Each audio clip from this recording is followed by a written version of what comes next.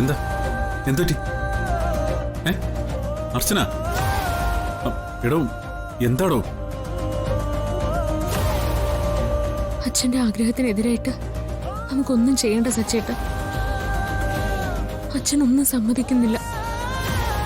താൻ എന്തിനാ ഇതൊക്കെ വീണ്ടും സംസാരിക്കാൻ പോയത്? കുഞ്ഞിനോടുള്ള നമ്മുടെ കടമ ഇങ്ങനെയുള്ള അന്ധവിശ്വാസങ്ങൾക്ക് വിട്ടുകൊടുക്കാനുള്ളതല്ല.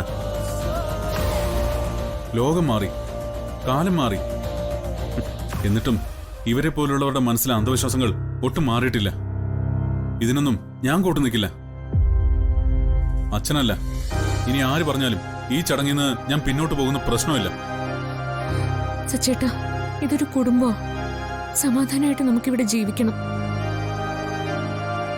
ഈ ചടങ്ങ് നടത്തിയാലും ഇല്ലെങ്കിലും ജനിക്കേണ്ട സമയത്ത് നമ്മുടെ കുഞ്ഞ് ജനിക്കും. പിന്നെ എന്തിനാ വാശി പിടിക്കുന്നേ? ഇത് വെറും വാശി മാത്രമല്ല, ഈ കുടുംബത്തിന് മാത്രം പ്രശ്നമല്ല, തന്റെ കുടുംബത്തിന്റെ കൂടി പ്രശ്നമാണിത്. അച്ഛന്റെ വാശിക്ക് വേണ്ടി മാത്രം ഈ ചടങ്ങ് മാറ്റിവെക്കാൻ പറ്റില്ല.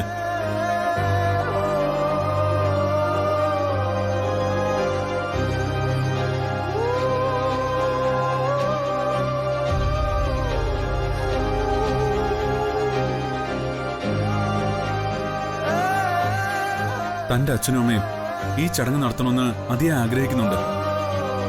സ്വന്തം മകളുടെ വളകാപ്പ് ചടങ്ങ് നടക്കണമെന്നുള്ള അവരുടെ ആഗ്രഹത്തിനെ തടയാൻ ആർക്കും അധികാരമില്ല. എന്റെ അച്ഛനോടും അമ്മയോടും ഞാൻ സംസാരിച്ചോളാം. ശരി, ഞാൻ സമ്മതിച്ചു. തന്റെ അച്ഛനോടും അമ്മയോടും ഈ ചടങ്ങ് നടത്തുന്നില്ലെന്ന് തനിക്ക് പറയാം. പക്ഷേ ഞാൻ അവരുടെ മരുമകനാ, തന്റെ ഭർത്താവാ. അതിനേക്കാളൊക്കെ അപ്പുറം തന്റെ വയറ്റിൽ കിടക്കുന്ന കുഞ്ഞിന്റെ അച്ഛനാണ്. അവരോട് ഞാൻ എന്ത് മറുപടി പറയും?